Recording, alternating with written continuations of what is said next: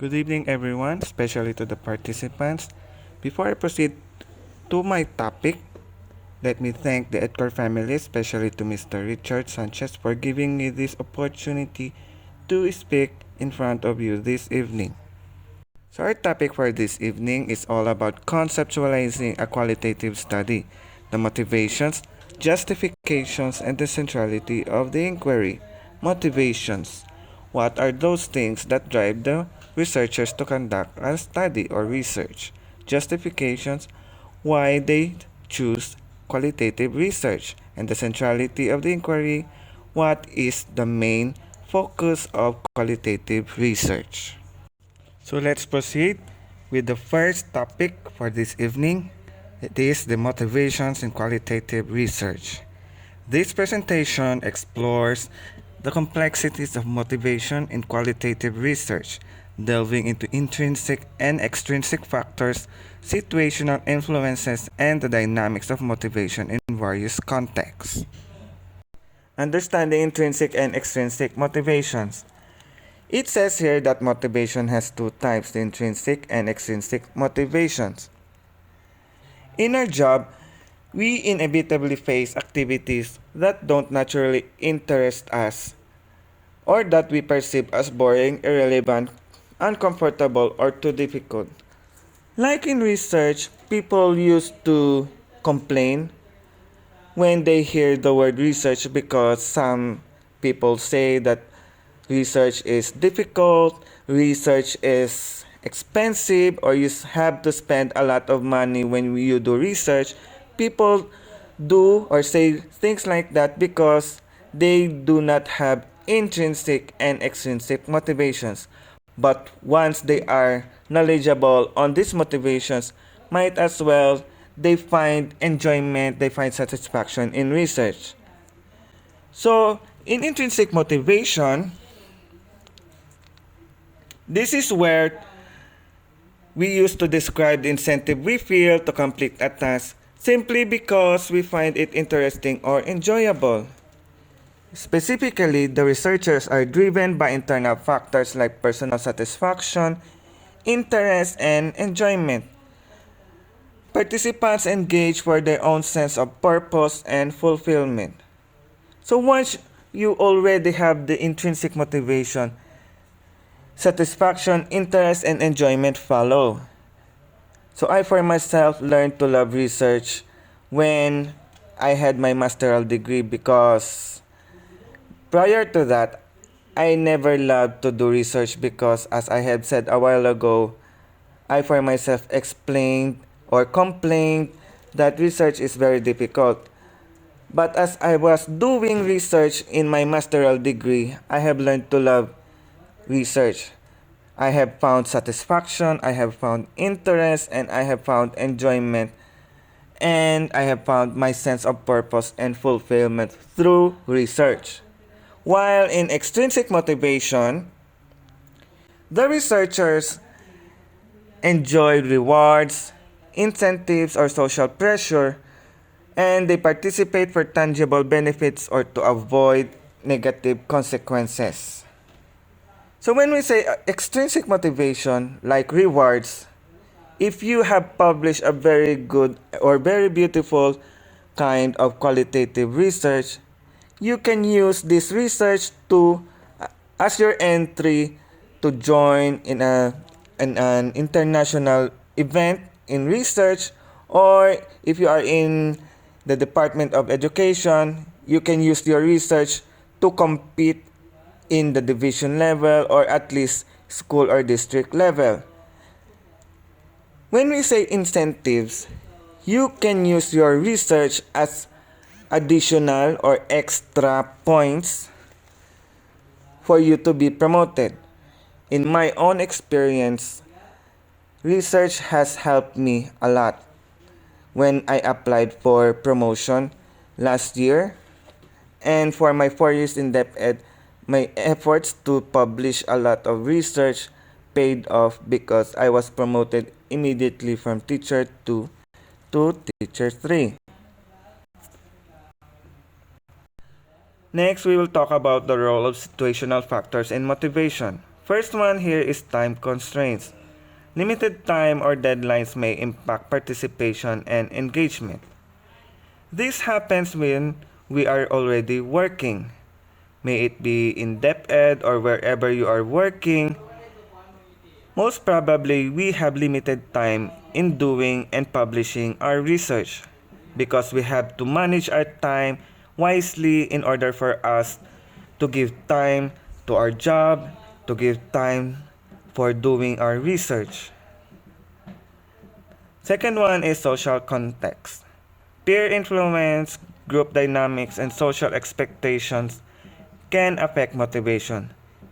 Definitely because when our friends, for example, invite us to go somewhere and do some things that might divert our attention and our focus in doing research, this really can affect our motivation. Last one is environmental factors. Physical surroundings and accessibility can influence participation levels. Physical surroundings because we need to focus when we are doing research. Once our focus is interrupted, might as well our motivation for doing such research is decreased.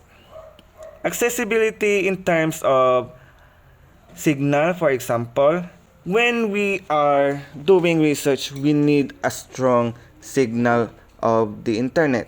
May it be the mobile data or Wi-Fi, we need a strong signal because we will not be able to do or search for our RRL, for example, or we will not be able to find the answers to our questions if we do not have accessibility in the internet. Autonomous versus controlled motivation. In autonomous motivation, participants feel a sense of choice and ownership in their participation, whereas in controlled motivation, participants feel pressured or obligated to participate due to external factors. In autonomous motivation, we have the power, we have the freedom, and we have the sense of choice in doing research. We have the ownership or authority whether or not we participate, at least in research. In complete opposite is controlled motivation, wherein somebody or something is forcing you, wherein you feel pressured or obliged to participate in research. For instance, in the Department of Education, if a teacher has not published a research yet, your school head or somebody will force you or oblige you to do research because in return you will have rewards in the future. Exploring motivation through participant statements. In direct quotes, we provide insights into participants' personal experiences and perspectives on motivation. While in open-ended questions, we encourage participants to share their thoughts and feelings about their motivations. This is the beauty of doing a qualitative research, because in qualitative research, we are able to appreciate the things that happen around the participants. In return, we provide insights into their personal experiences and perspectives. In the process while doing qualitative research, we researchers as well learn from them because we understand more the things around us from their responses. And through open-ended questions, they are freely able to share the thoughts and feelings about the things that concern them. Themes of motivation in qualitative study. First one is personal growth. Participants are seeking self-improvement, skill development, or new knowledge. In research, it involves critical evaluation of information and making informed decisions. This builds your ability to think critically. This skill will not only help you solve academic problems better, but it's also crucial to your personal and professional growth. Research is important because it allows us to make informed decisions about the world around us. Research also can help us to better understand complex problems and gain insights into different perspectives. Research also provides us with the opportunity to explore new ideas and discover solutions to existing problems. In social connection, participants are motivated by a desire to connect with others, share experiences, or build relationships. Increasing social connection can be a proactive approach to living a fulfilled and happy life. It can enhance life satisfaction, educational attainment, and performance in the workplace. It can also contribute to more deeply connected communities that are healthier, safer, and more prosperous. When researchers refer to the concept of social connection, they mean the feeling that you belong to a group and generally feel close to other people. Scientific evidence strongly suggests that this is a core psychological need essential to feeling satisfied with your life.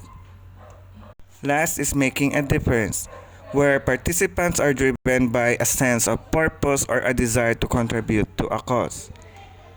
In the Department of Education, for instance, we have what we call the S bar, or the School Based Action Research, wherein a certain problem is being addressed with a unique solution or intervention.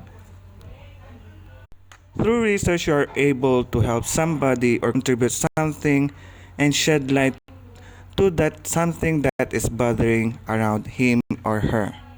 Motivation and engagement in researcher roles.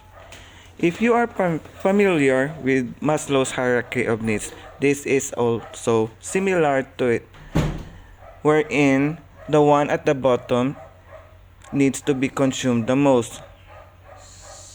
So therefore, in research, we need to have that growth, may it be personal or professional. Provide opportunities for learning, skill development, and personal growth. So research provides everything that you need for personal and professional growth. Next is connection. Foster a sense of community and belongingness. Once you are able to learn and love qualitative research in specific, you are able to feel and appreciate the things that happen around participants' environment. You will have that sense of connection because since you are able to generate responses from the participants, you have captured their trust, you have captured the things that you need from your study, you will really understand more the things that happen around you. You have more connection as well. Fourth or third is recognition. Acknowledge contributions and provide opportunities for appreciation. So, if you learn to love research, you recognize that everything happens for a reason. Let us not judge immediately if something negative we see around us, because everything happens for a reason. And for that, we expand our thoughts and we recognize things more positively because of doing qualitative research. The last one is purpose. Clearly communicate the research roles, impact, and purpose. So in qualitative research, you have to make sure, or we always have to make sure that the impact and purpose are well known to the participants. And the researcher is well aware as well. Because if we fail to do this or to explain the purpose of doing such qualitative research, you will lose your direction, or you are not, or you won't be able to finish your qualitative research. Applying qualitative insights to enhance motivation. By understanding the motivations of individuals and applying qualitative insights, organizations and initiatives can effectively cultivate engagement, enhance participation, and achieve their goals. After motivations in qualitative research, we now go to the justifications of qualitative research. Qualitative research is a powerful tool for understanding complex phenomena, exploring nuanced perspectives, and uncovering rich insights. This presentation explores the key justifications for employing qualitative methods. Depth and richness of insights. We have here uncovering nuance and rich data. So in uncovering nuance, where qualitative research allows researchers to delve deeper into the intricate details of a phenomenon, revealing the nuances that quantitative methods might miss. When you uncover nuance, this happens or this might possibly happen while during the interview to your participant, you observe the nuances of the participant. Like for example, you observe his or her actions, the tone of her voice, the facial expressions. Those gestures might mean something. It might mean that the participant might not be comfortable having this interview, or something is bothering him, or you yourself will be able to uncovering that particular nuance. Next is rich data. Qualitative methods generate rich, detailed data providing a more comprehensive understanding of individual experiences, motivations, and perspectives. Since the questions that you are able to ask to your participants are open-ended questions, definitely you will be able to generate rich data, because employing an open-ended questions generate more responses compared to quantitative research. Once you succeed in generating a lot of data, you are able also to have comprehensive understanding on the individual experiences of the participants. You are more motivated to do more qualitative research, and your perspective through research is much better than before. One is flexibility and adaptability. This includes evolving questions and open-ended exploration. In evolving questions, researchers can adapt their approach as they uncover new insights, allowing for greater flexibility in exploring emerging themes. The beauty of qualitative research, or one of the beauty of doing qualitative research, is because from the questions that you have prepared from your interview guide, you can have more questions that will be revealed along the process during the interview, because you have the freedom of asking follow-up questions for you to be able to clear things out or shed light to something that is bothering the participants. That you have more flexibility in exploring emerging themes. In open-ended exploration, qualitative methods are particularly suited for exploring more complex topics where the initial research questions may be unclear. Sometimes, we do not understand anymore the things that happen around us. But through qualitative research, we are able to slowly, along the process of doing qualitative research, we now understand why some things happen, why some individuals behave like this, while some individuals behave like that.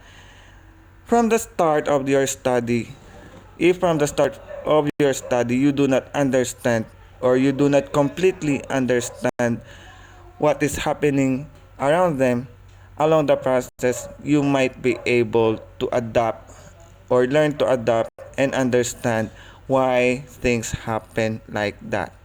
Next is contextual understanding. Local knowledge.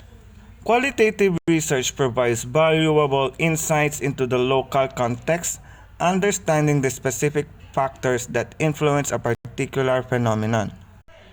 In qualitative research, we are able to understand more why people behave like this or why people behave differently compared to other people.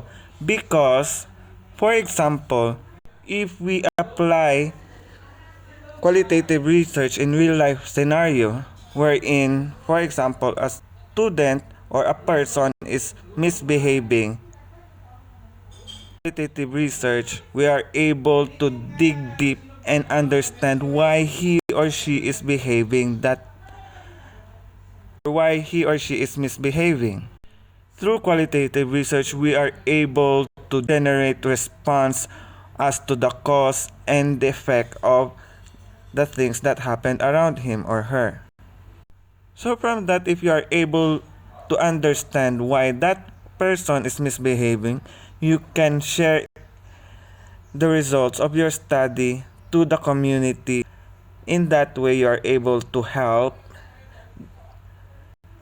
that particular person who is misbehaving and tell the people around him or her to understand because they do not really know what is happening to him or to her. Next is individual experiences.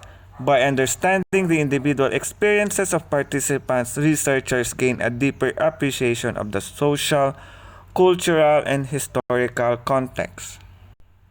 Let's say, for example, your title is focusing on teenage pregnancy. We all know that teenage pregnancy is a common topic in research. Qualitative research, we are able to see, to know, and to understand the individual experiences of the teenage pregnant mothers. Of course, those people who do not know the real story will always judge teenage mother. If you are able to do qualitative research, you will always be able to know the root cause, why she got pregnant, why she was able to conceive a baby.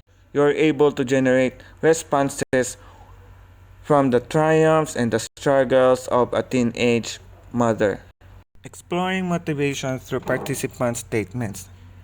In direct quotes, we provide insights into participants' personal experiences and perspectives on motivation. While in open-ended questions, we encourage participants to share their thoughts and feelings about their motivations. This is the beauty of doing a qualitative research, because in qualitative research, we are able to appreciate the things that happen around the participants. In return, we provide insights into their personal experiences and perspectives. In the process while doing qualitative research, we researchers as well learn from them because we understand more the things around us from their responses. And through open-ended questions, they are freely able to share the thoughts and feelings about the things that concern them. Empowerment of participant voices.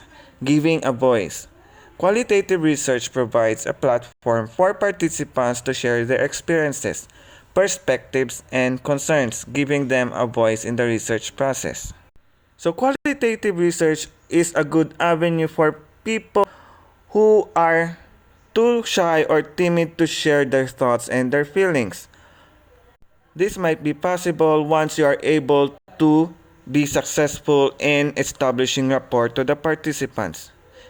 Establishing a rapport to the participant is very important because you have to gain the trust from them so that they will be able to share their thoughts freely, share their feelings to you, understanding lived experiences. Through participant narratives, researchers gain deeper understanding of the lived experiences of individuals, providing insights into their personal journeys. This is the essence of doing qualitative research, to understand the lived experiences of the people around us. Next one is we will be talking about when to use qualitative research. First is exploration. When exploring a new research area or investigating a complex phenomenon with limited prior knowledge. If you have limited knowledge to such phenomenon and you are interested to conducting a research about it, you can choose qualitative research because in qualitative research you explore why and how things happen. Understanding context. This can be done when seeking to understand the local context and cultural nuances surrounding a particular topic. And last one is deep insights. This can be done when seeking to gain a deep and rich understanding of individual experiences, perspectives, and motivations. So you have to remember when to use a qualitative research, when you want to explore, when you want to understand context, and when you want to gain deeper insights. The last topic for this series is the centrality of inquiry in qualitative research. This presentation delves into the fundamental role of inquiry in qualitative research, examining its definitions, ethical considerations, and diverse approaches. We will explore how inquiry shapes the design, conduct, and interpretation of qualitative studies. Defining a qualitative research, understanding the importance of inquiry. The essence of inquiry. Qualitative research is about asking questions, exploring and understanding experiences from multiple perspectives. It seeks to uncover the richness and complexity of human interaction, beliefs, and behaviors. So, in doing qualitative research, you must learn the art of questioning. You must learn what or when to throw a specific question. When you are able to learn the essence of inquiry, you will be able to generate the appropriate responses from your participants. Inquiry as a guiding force. Inquiry fuels the research process, driving the formulation of questions, collection of data, and the analysis of findings. It guides researchers to explore the why and how behind phenomena. Let's say, for example, your qualitative research is all about the bullies, why they bully and how they bully, or how did they become a bully.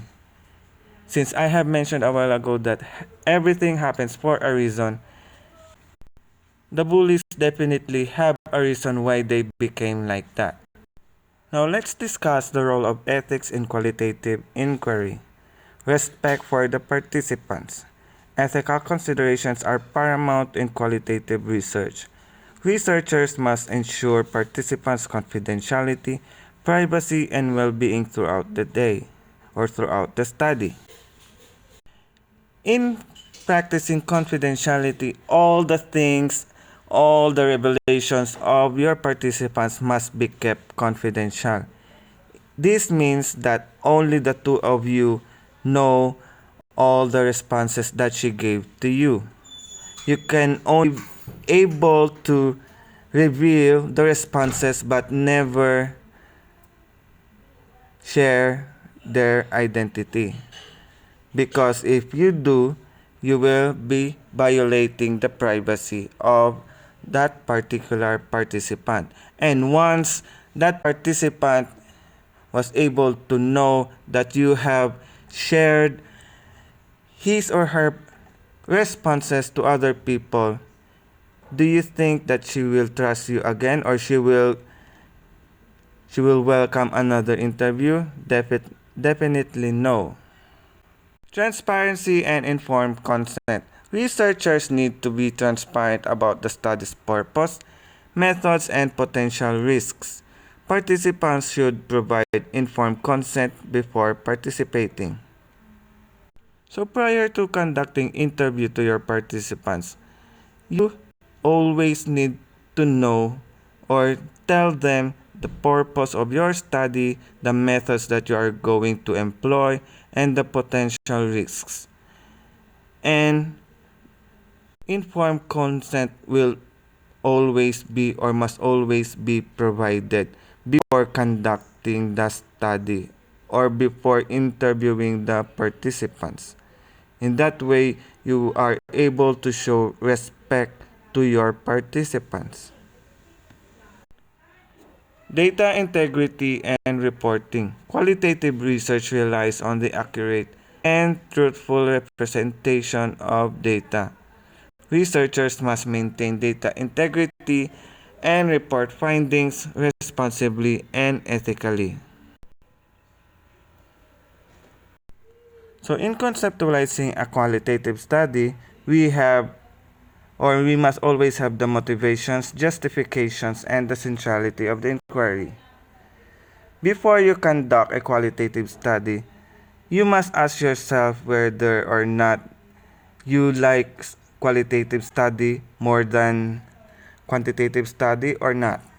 In motivations, qualitative research begins with the curiosity and a desire to understand the complexities of a phenomenon. Once you have this motivation, you can now proceed the justifications. Researchers must provide clear justifications for their study, why they are conducting it, highlighting its significance and potential contributions to the field. And lastly, inquiry as the foundation. The central role of inquiry guides the research process, shaping the research questions, data collection methods, and analysis strategy. Raising the culture of research, qualitative inquiry, and epistemological assumptions. In epistemological assumptions or foundations, qualitative research is grounded in specific epistemological assumptions which influence how knowledge is constructed and validated. In epistemology, the theory of knowledge, especially with regard to its methods, validity, and scope. Epistemology is the investigation of what distinguishes justified belief from opinion. Next is constructivist perspective. Researchers acknowledge that knowledge is constructed through interactions and interpretations, emphasizing the subjective nature of experience. In constructivism, it says that learners construct knowledge or people construct knowledge rather than just passively take in information. As people experience the world and reflect upon those experiences, they will build their own representations and incorporate new information into their pre-existing knowledge. And last for this slide is interpretivist approach. Qualitative researchers seek to understand the meanings and interpretations that individuals ascribe to their experiences. Inquiry and contextual understanding, uncovering new phenomena and research questions. In contextualization, qualitative researchers emphasize the importance of understanding phenomena within their specific context. In here, emergent themes will be revealed or will emerge. Inquiry allows for the discovery of new and unexpected things that emerge from the data, enriching the research process.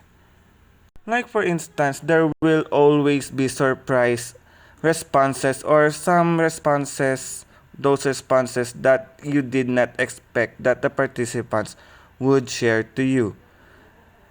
And in the iterative process, qualitative inquiry is an iterative process with researchers continuously refining their questions and approaches as they delve deeper from the data or into the data. So in conclusion, the transformative power of qualitative inquiry in research. The first one is the depth and its richness. Qualitative inquiry provides in-depth understanding of complex phenomena, enriching our knowledge and perspectives. New discoveries, it leads to new insights, discoveries, and understandings, contributing to advancement in various fields. And last one, actionable insights. Qualitative findings offer actionable insights informing policies, practices, and interventions in diverse domains. So that ends my role to discuss something about the motivations, the justifications, and the centrality of inquiry in qualitative research. I hope you learned something from me, and may God bless all of you.